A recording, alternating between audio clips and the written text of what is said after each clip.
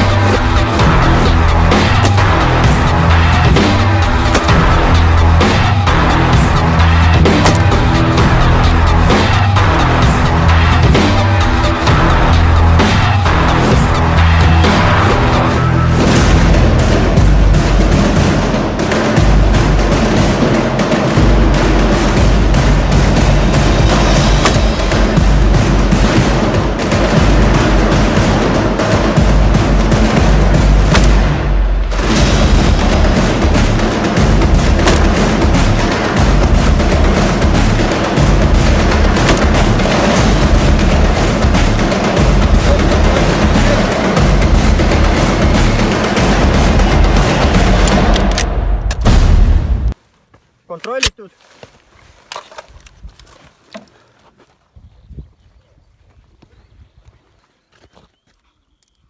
Üks Alfa, 2 Charlit, 1 Delta.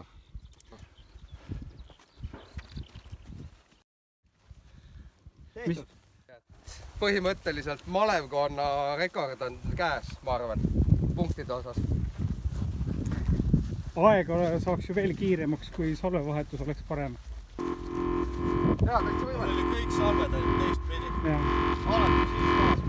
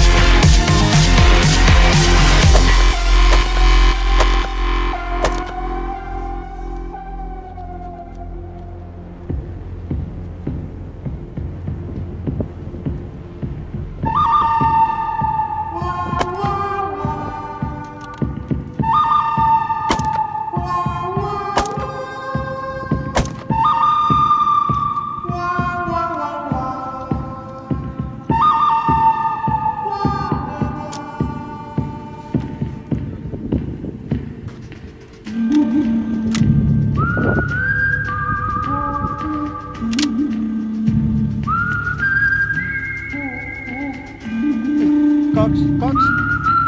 mul ei ole lehte kohe.